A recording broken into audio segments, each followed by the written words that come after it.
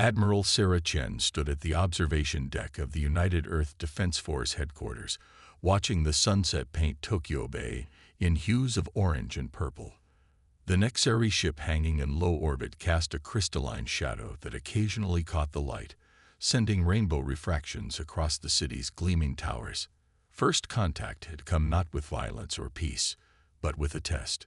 "They're waiting for your response," Admiral Lieutenant Commander James Rodriguez said, holding out a datapad. "The Galactic Assembly representatives are getting impatient." Chen took the pad without looking at it.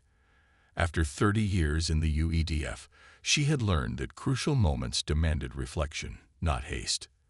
The Nexari's challenge was elegant in its simplicity: prove humanity's worth through combat, or remain isolated from galactic civilization forever. "Tell me again," she said, "exactly what Ambassador Kittle said." Rodriguez cleared his throat. The Nexari believe that any species worthy of joining the Galactic Assembly must demonstrate mastery of both peace and war. They've analyzed our history, our media, our military capabilities. They say we're inconsistent, that we claim to seek peace while maintaining military forces. They want proof that we understand warfare at a fundamental level. And their challenge: a military engagement, 3 of our ships against 3 of theirs.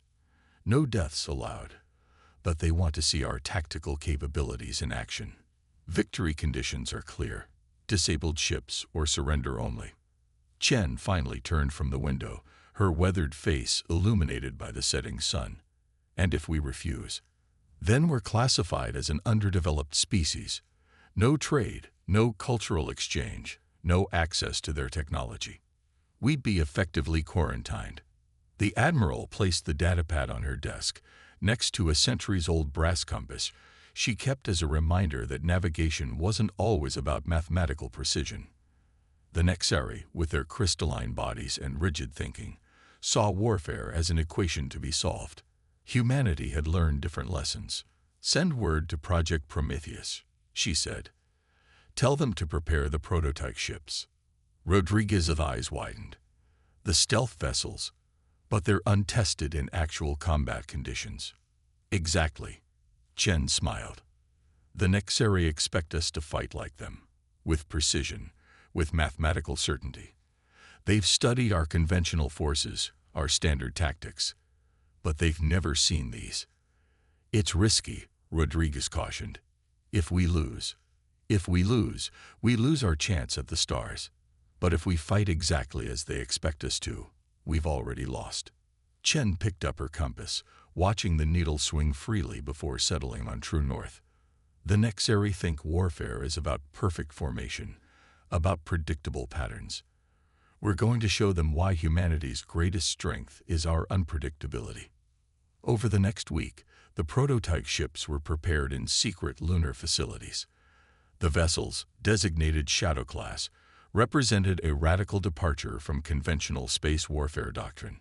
Instead of heavy armor and powerful weapons, they relied on advanced stealth systems, electromagnetic warfare capabilities, and highly maneuverable frames that sacrificed traditional defensive capabilities for speed and agility. The Nexari, meanwhile, positioned their 3 ships in high Earth orbit, perfect crystalline structures that caught and reflected sunlight like massive diamonds. Their formations were mathematical poetry, their movements precise to the millimeter. They made no effort to hide their capabilities, broadcasting their specifications openly as if to say, "This is what you must overcome."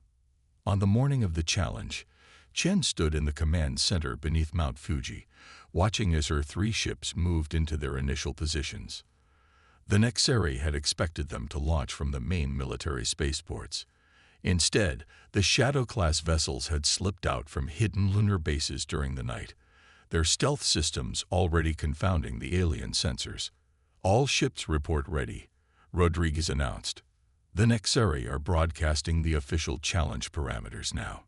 Chen nodded, her hand unconsciously touching the old compass in her pocket. "Send our acceptance." "And Rodriguez?" "Yes, Admiral. Send them a message. Tell them we appreciate this opportunity to demonstrate how humanity wages war." The lieutenant commander smiled as he relayed the message. They both knew that the real demonstration was about to begin, not just of how humanity fought, but of how humanity thought. The Nexeri were about to learn that true mastery of warfare wasn't about perfect formations or predictable patterns. It was about adapting, about changing the rules of engagement, about turning weakness into strength. It was, in short, about being human. The Shadow-class vessels slipped through space like dark fish in deeper waters. From her command center, Admiral Chen watched as the three ships, Shadow Dancer, Night Whisper, and Twilight Dream, executed their carefully choreographed approach. Their stealth systems, incorporating metamaterials and quantum phase technology, made them nearly invisible to conventional sensors.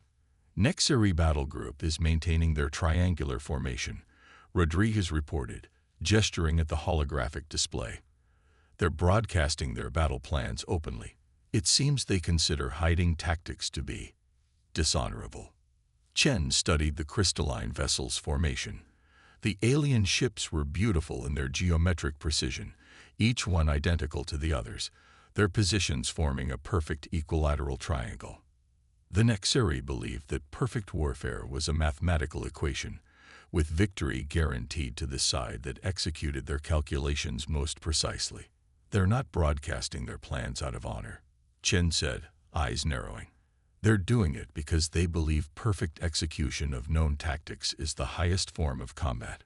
To them, the outcome of a battle should be predictable, determined by superior positioning and timing. The Admiral's words were interrupted by a sudden burst of communication from the Nexeri flagship. The alien commander's voice, translated through their AI systems, rang with crystalline certainty.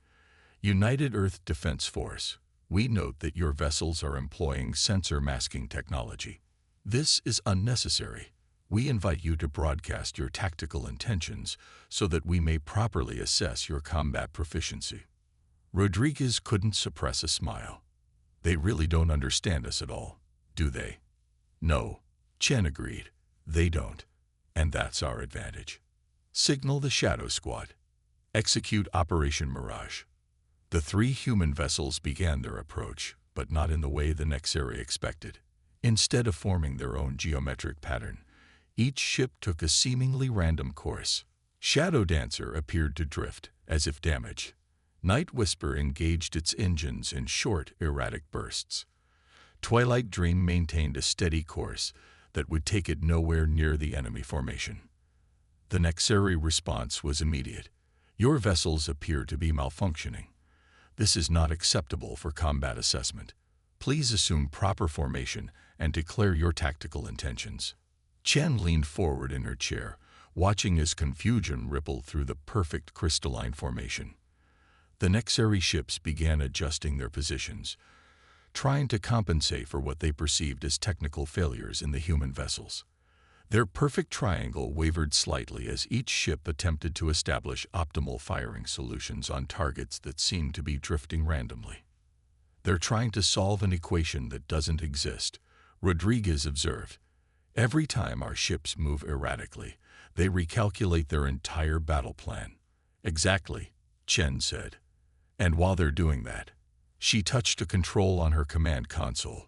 Shadow Squad, execute Phase 2. The seemingly random movements of the human ships suddenly revealed their purpose. Shadow Dancer's apparent drift had brought it into the blind spot of the Nexeri sensor array. Night Whisper's erratic burns had created a complex pattern of electromagnetic interference, and Twilight Dream's steady course had drawn the aliens' attention away from their flanks. The Nexeri commander's next transmission contained something new in its harmonics. Frustration. Your tactics are inefficient and illogical. You cannot achieve victory through chaos. Chen's response was calm and measured. That, Ambassador, is where you're wrong. Chaos isn't our enemy. It's our ally. At her signal, all three Shadow-class ships activated their primary weapons systems simultaneously. But instead of conventional weapons, they unleashed a carefully coordinated barrage of electromagnetic pulses, quantum field disruptors, and gravitic anomalies. The attacks weren't aimed at destroying the Nexari vessels, but at disrupting the perfect mathematical order they relied upon. The effect was immediate and devastating. The crystalline ship's formation began to break down as their synchronized systems struggled to compensate for the unpredictable assault.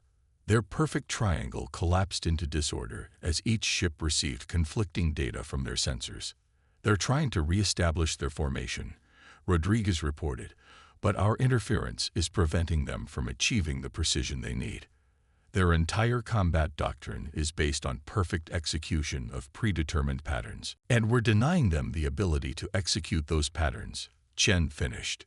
"This isn't just about winning a battle, Lieutenant Commander. This is about teaching them that real combat isn't solved with equations." As if to emphasize her point, Shadow Dancer emerged from its sensor shadow, its systems now broadcasting on all frequencies, not with tactical data, but with pure noise. The Nexari ship's attempts to analyze and respond to the meaningless data further degraded their formation.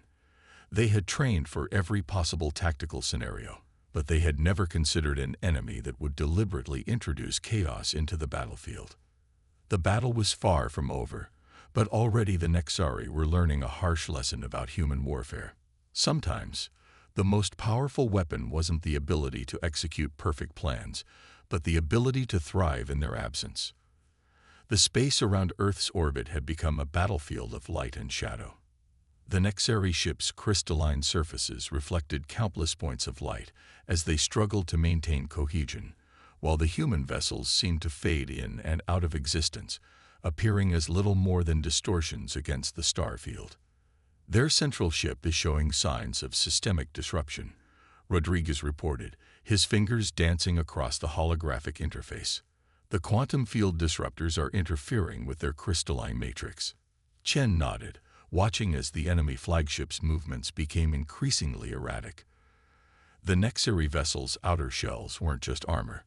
They were part of their computational systems.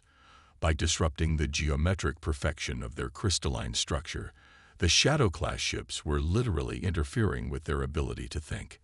"Incoming transmission from the Nexari commander," announced the communications officer. The alien's voice emerged from the speakers, its usual harmonious tones now discordant with interference. "This is not warfare. Your tactics violate all established principles of combat.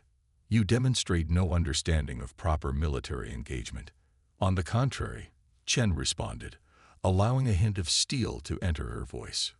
"We understand warfare all too well. Shadow Dancer, execute maneuver Prometheus." The smallest of the human vessels suddenly cut all emissions, becoming virtually invisible to both human and Nexari sensors. In the same moment, Night Whisper and Twilight Dream increased their electronic warfare output, flooding the battlefield with false signatures and phantom readings. The Nexari response was predictable.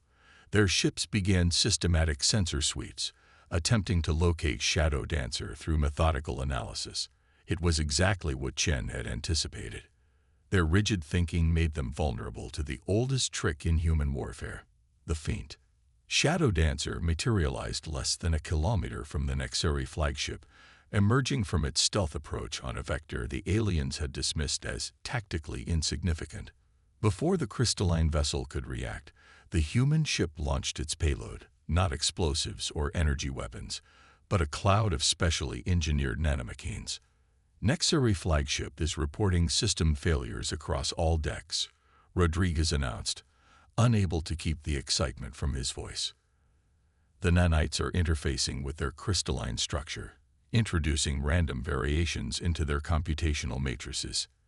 The alien vessel's perfect geometric form began to display subtle distortions as the nanomachines did their work.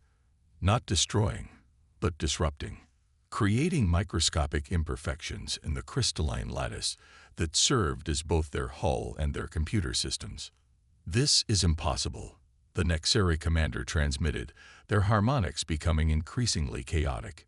"Your technology is crude. Your tactics are random. You cannot defeat us through chaos." Chen finished. "That's where you're wrong. We're not using chaos. We're using controlled unpredictability." There's a difference. As if to demonstrate her point, Night Whisper and Twilight Dream executed their next coordinated attack.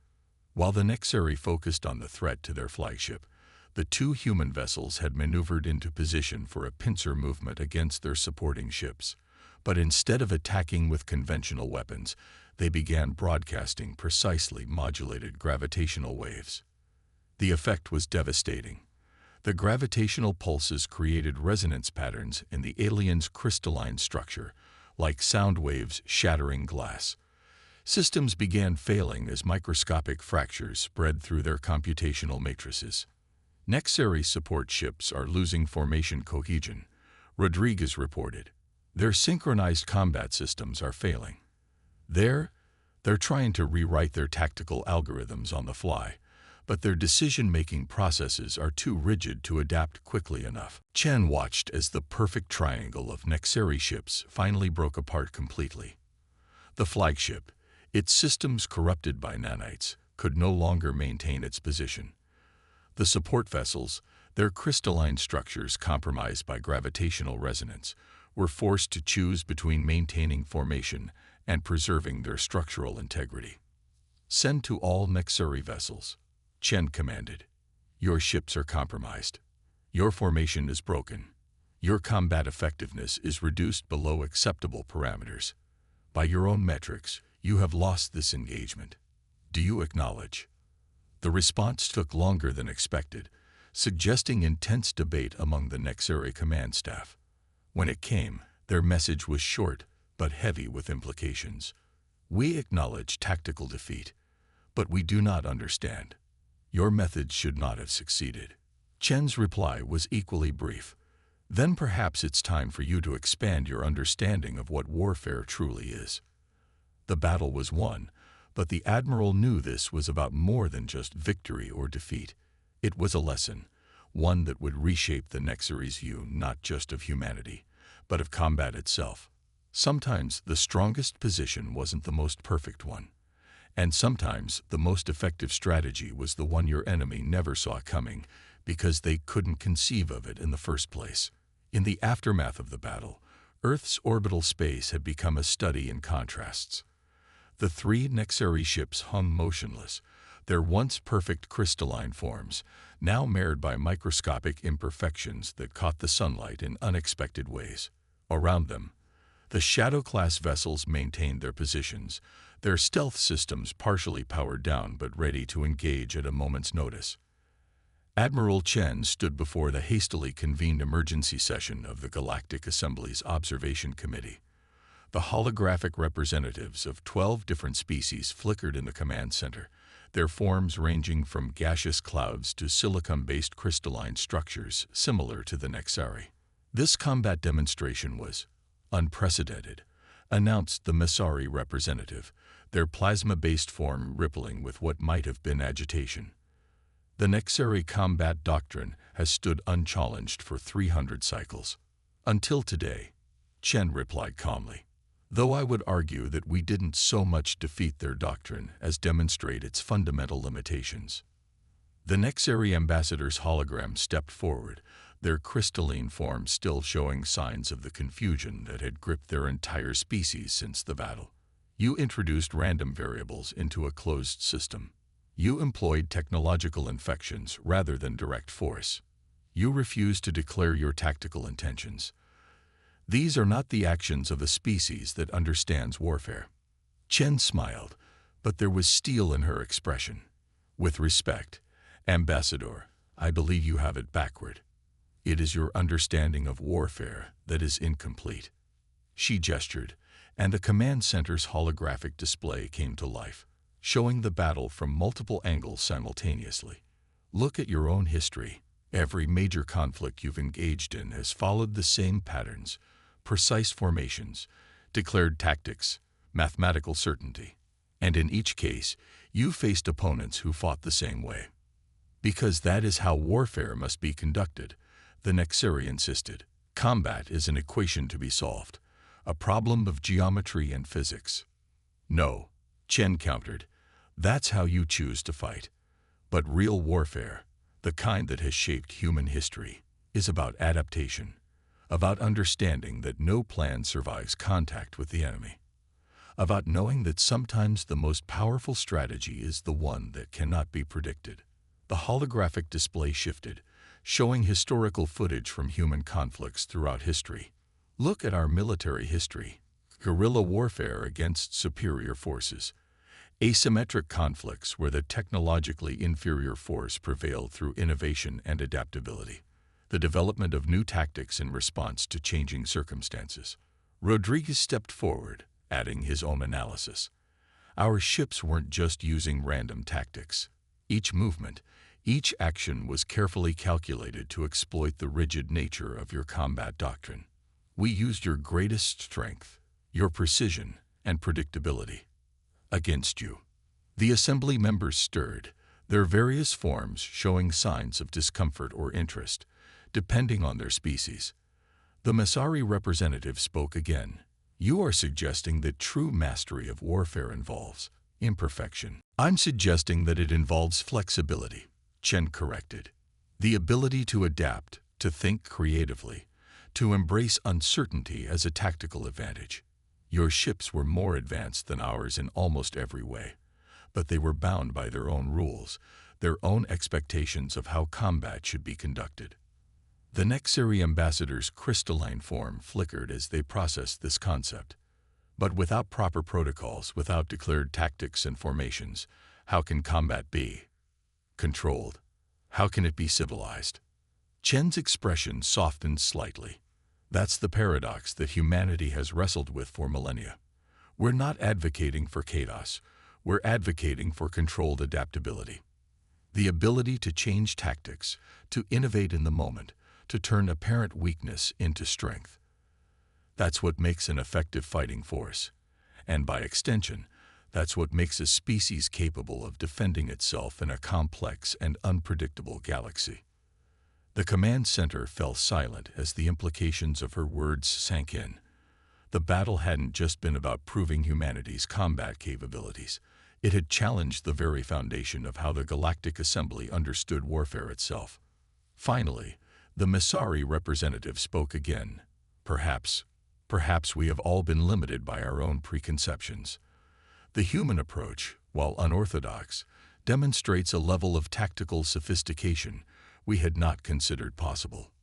More than that, the Nexari ambassador added, their voice carrying a new harmonic of understanding. It demonstrates that our criteria for evaluating species combat readiness may need to be reconsidered. 3 months after the battle that changed galactic military doctrine, Admiral Chen found herself walking through the crystalline corridors of the Nexari Central Academy of Warfare. The walls around her shimmered with an internal light that seemed somehow different from before, less rigid in its patterns, more willing to dance and play with shadow. The modifications are spreading throughout our architecture, explained First Commander Vextal, their crystalline form displaying subtle variations that would have been considered flaws in the past. After studying the battle data, our engineers began experimenting with controlled imperfection in our computational matrices. The results have been surprising. Surprising good or surprising bad? Rodriguez asked, walking beside them. He had been appointed as Earth's first military liaison to the Nexari, a position that would have been unthinkable before the battle. Surprising, efficient, Vextal replied. By introducing controlled variants into our systems, we've increased our processing capability by 37%. It seems that perfect symmetry is not always the optimal solution. They entered a vast chamber where junior Nexari officers were engaged in combat simulations. Shen noticed immediately that their formations were different, still geometric, still precise, but with an organic fluidity that hadn't existed before. Your tactical demonstration has sparked a revolution in our military thinking, Vextal continued. Some of our more conservative leaders resist the changes, but they cannot argue with the results. We are stronger now than we were before our defeat. Not defeat, Chen corrected gently. Evolution, growth, change. The chamber's holographic display suddenly lit up with a new simulation, a recreation of the battle between the Shadow-class ships and the Nexari fleet. But this time, it was being used as a teaching tool, with Nexari instructors pointing out the moments of adaptation and innovation that had led to humanity's victory. The Galactic Assembly has officially revised its criteria for evaluating species combat readiness, Vextal announced. Thanks to your demonstration, adaptability and tactical innovation are now considered as important as technical capability and strategic doctrine. Rodriguez smiled. And how many species have passed the new criteria? 3 so far, with more being re-evaluated. It seems humanity is not the only civilization that understood the value of unconventional thinking. We simply never gave them the opportunity to demonstrate it before. They reached a balcony overlooking the Academy's main shipyard. Below them, a new class of Nexari vessel was under construction. Its crystalline structure still maintained the beautiful geometric patterns of its predecessors, but now those patterns included deliberate variations, spaces where chaos and order could interact and create something new. We're calling it the hybrid class, Vextal explained. It incorporates both traditional Nexari engineering and principles we learned from your Shadow class vessels. The first joint project between our civilizations. Chen leaned on the balcony railing, watching the construction below. And your people are comfortable with this level of change. Comfort is irrelevant when survival is at stake, Vextal responded. Your victory showed us that the galaxy is more complex than our mathematical model suggested. To survive and thrive, we must adapt, even if that adaptation takes us far from our original form. As if to emphasize their point, a group of human engineers entered the shipyard below, their tools and equipment looking almost primitive next to the advanced Nexari technology. Yet they moved with confidence, working alongside their crystalline counterparts with an ease that would have seemed impossible just months ago. The Mizari asked me an interesting question yesterday, Chen said, turning to face her Nexari counterpart. They wanted to know if we had planned this all along. If our seeming chaos was actually part of a greater strategy to force the Galactic Assembly to reconsider its standards. And was it? Vextal asked, their crystalline form refracting light in patterns that suggested genuine curiosity. Chen smiled. Would you believe me if I said both yes and no? We knew our approach would challenge your assumptions, but the changes it sparked, those were beyond our calculations. Controlled unpredictability leading to uncontrolled but beneficial outcomes, Vextal mused. Perhaps that is the greatest lesson we have learned from humanity. That progress often comes not from following the perfect path, but from being willing to step off it entirely. Below them, the new ship's framework continued to grow, each crystal forming not in perfect symmetry, but in harmonious variation. It was neither purely Nexari nor purely human in its design philosophy. It was something new, something that could only exist because 2 very different species had learned to see strength in their differences. To the future, Rodriguez proposed, raising a small flask he brought for the occasion. To the future, Vextal agreed, their crystalline form catching and refracting the liquid's motion as Rodriguez took a drink. May it be as unpredictable as humanity, and as enlightening as our defeat. To evolution through understanding, Chen added quietly, watching as human and Nexari worked together far below, each learning from the other, each becoming something more than they had been before. The stars above the Academy seemed to shine a little brighter, as if acknowledging that the galaxy itself had become a slightly different place, a place where perfection and imperfection, order and chaos, certainty and adaptability could coexist and create something greater than the sum of their parts.